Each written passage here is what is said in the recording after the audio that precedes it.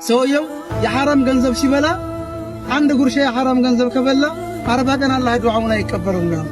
አንድ ጉርሻ ነው።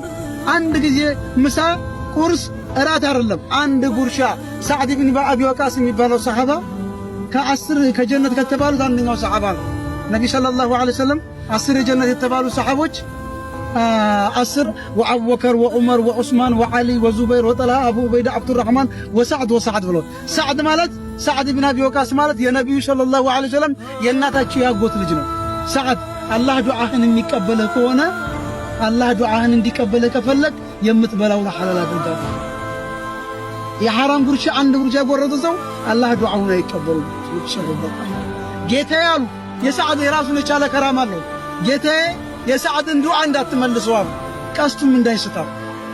ቀስቱም እንዳይስት ዱዓውን እንዳትመልስበት ጌታዬ።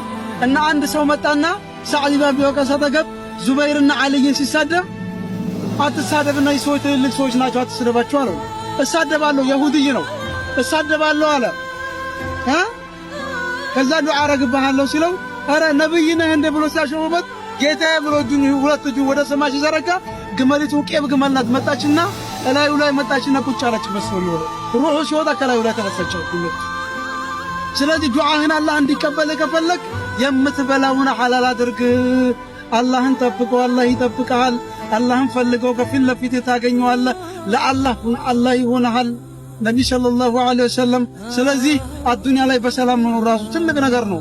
አላሁመ አንተ ሰላም ወሚንከ ሰላም ብለዋል ነብዩ ሰለላሁ ዐለይሂ ወሰለም።